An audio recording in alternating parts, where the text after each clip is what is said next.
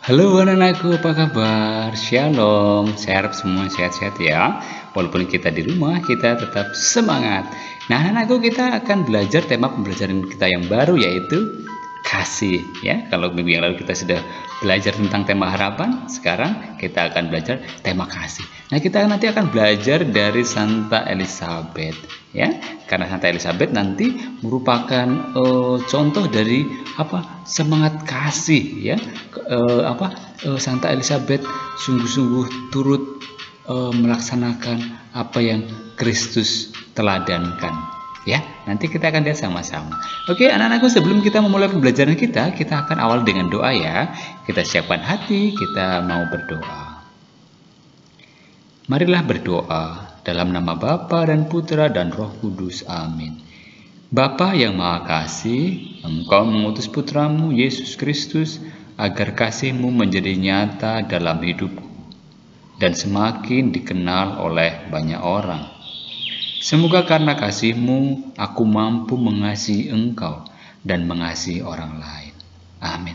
Dalam nama Bapa dan Putra dan Roh Kudus. Amin.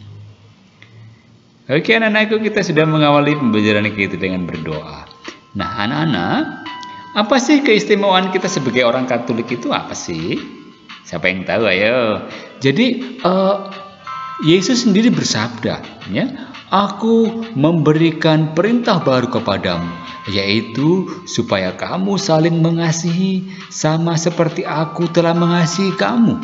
Demikian pula kamu harus saling mengasihi.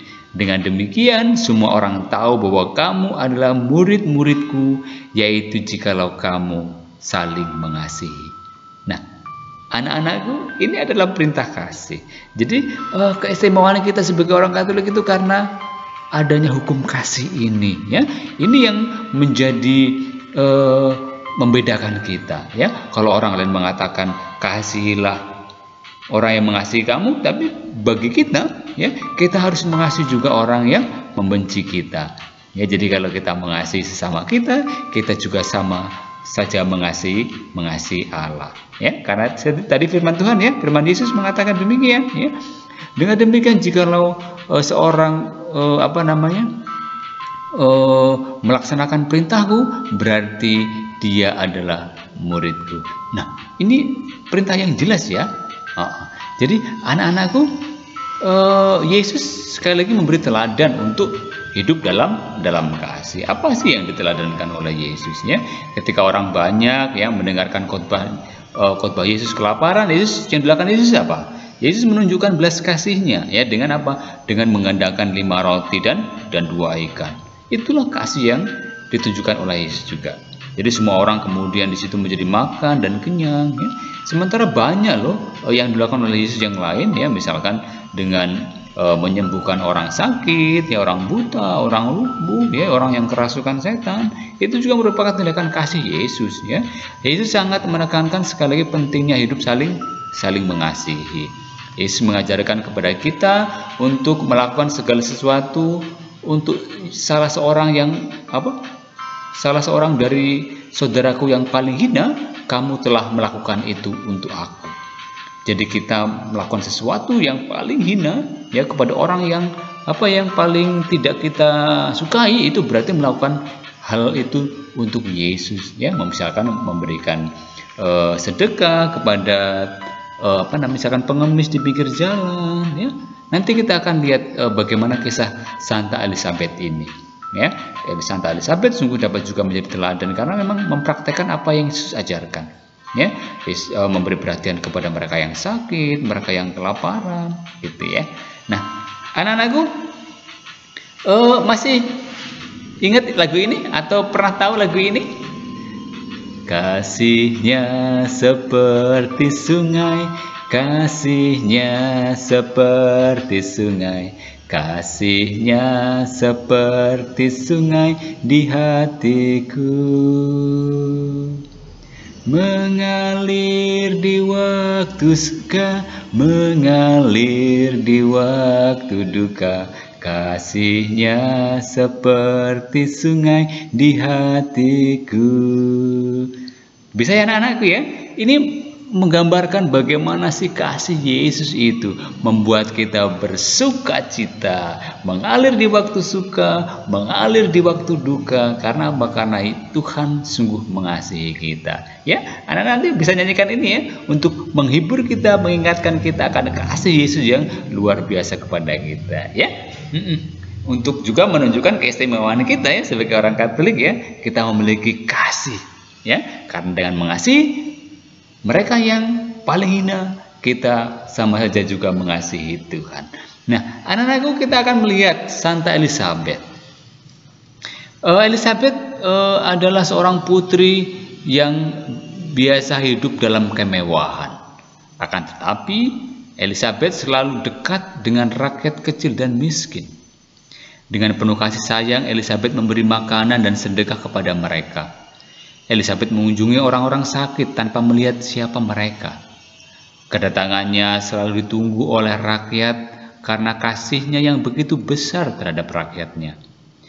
Ia tidak membedakan para bangsawan dan orang miskin.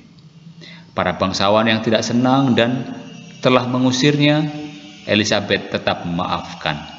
Akhirnya karena kasihnya kepada orang miskin dan menderita, ia melepaskan segala kemewahan dan menjadi seorang juru rawat di sebuah kota kecil. Semangat kasih yang dimiliki oleh Elizabeth inilah adalah semangat kasih seturut dengan teladan Yesus. Ya, nanti anak-anakku juga bisa menyimak kisah lengkapnya ya. Nanti sangat ada banyak mukjizat-mukjizat yang dialami Santa Elizabeth. Ya, misalnya saja ketika ia mau memberikan makanan kepada orang miskin, disembunyikan di balik bajunya, kemudian ditanya oleh suaminya, "Apa itu?" Kemudian Santa Elizabeth mengatakan, "Ini bunga mawar." Nah, padahal isinya makanan, tapi Santa Elizabeth mengatakan ini bunga mawar. Dan ketika diminta ditunjukkan, mana? Akhirnya dibuka dan makanan itu menjadi bunga mawar. Ya, ini sungguh cerita kisah yang sangat sangat menyentuh hati kita. Bagaimana kita juga bisa belajar dari Santa Elizabeth, memperhatikan mereka yang miskin, mereka yang sakit. Nah, anak-anakku, Yesus memberi teladan untuk hidup dalam kasih. Ya, sekali lagi, ketika banyak orang yang mendengarkan khotbah kelaparan, Yesus menunjukkan kasihnya dengan memberi makan 5.000 orang dengan menggandakan 5 roti dan 2 ikan. Sehingga semua orang yang berada di situ makan dan kenyang. Yesus sangat menekankan pentingnya hidup saling mengasihi. Yesus mengajarkan jika kalau kita melakukan sesuatu hal kepada orang atau saudaraku yang paling hina, kamu telah melakukan untuk aku. Anak-anakku, itulah yang Yesus harapkan dari kita. Bagaimana kasih bukan hanya diungkapkan, tetapi juga dilaksanakan. Cerita dari Santa Elizabeth ini sungguh mengajak kita untuk apa? Untuk juga berbuat kasih. Ya, dalam masa pandemi seperti ini, ya, ketika ada yang berkekurangan, jika kita memiliki sesuatu untuk dibagikan, kita juga bisa membagikan kepada mereka. Ini adalah tindakan kasih. Kasih itu harus ditunjukkan, bukan hanya untuk dikatakan. Tidak hanya cukup aku mengasihi engkau, tapi kita harus mewujudkan bagaimana tindakan kasih itu. Ya, oke anak-anakku, demikian pembelajaran kita hari ini.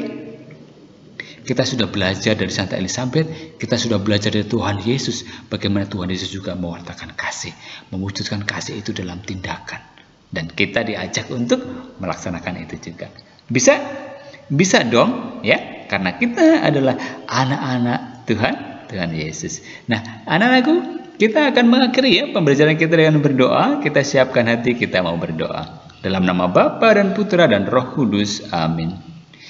Ya Roh Kudus, Roh cinta kasih, terangilah akal budiku agar pikiranku menjadi jernih. Tinggallah dalam hatiku agar aku selalu terbuka bagi sesama. Bimbinglah aku agar selalu mengusahakan yang baik. Ajarlah aku agar selalu mengejar yang luhur. Kobarkanlah dalam hatiku api cinta kasih-Mu, agar aku selalu hidup dengan sesama dalam kasih. Amin. Dalam nama Bapa dan Putra dan Roh Kudus. Amin. Anak-anakku, saatnya penilaian ya. Ada yang harus kalian kerjakan ya. Bisa ya. Nanti ada beberapa pertanyaan, gak banyak kok. Yang pertama, apa yang diajarkan Yesus tentang kasih? Ayo, tadi apa? Kita disuruh mengasihi siapa? Kemudian yang kedua, apa yang dilakukan Elizabeth terhadap orang-orang yang di sekitarnya? Ya, kalau orang-orang yang lapar diberi makan, orang-orang sakit dirawat ya. Kalau ada orang yang membenci ya, termasuk tadi para bangsawan, Elizabeth mengampuni ya. Kemudian yang ketiga, apa yang dapat kita teladani dari Elizabeth? Jelas ya, tadi perbuatan kasih yang dilakukan Elizabeth. Apa saja tadi? Ya, bisa dituliskan ya. Kemudian yang keempat, bagaimana sikap kita terhadap orang yang miskin dan menderita? Ya, apalagi sekarang ya dalam masa pandemi ini ya. Apa? Ayo. Silakan tuliskan ya. Nanti kalau sudah silakan dikumpulkan, dikirimkan ke WA atau Google Classroom atau Google Form ya kepada Bapak Ibu guru. Oke, terima kasih anak-anakku. Sekali lagi yang belum menekan tombol subscribe, silakan tekan tombol subscribe dulu ya, supaya kita tidak tertinggal pelajaran-pelajaran kita berikutnya. Oke, bye-bye, sampai ketemu ya di pelajaran kita berikutnya. Bye-bye. Tuhan memberkati. God bless you.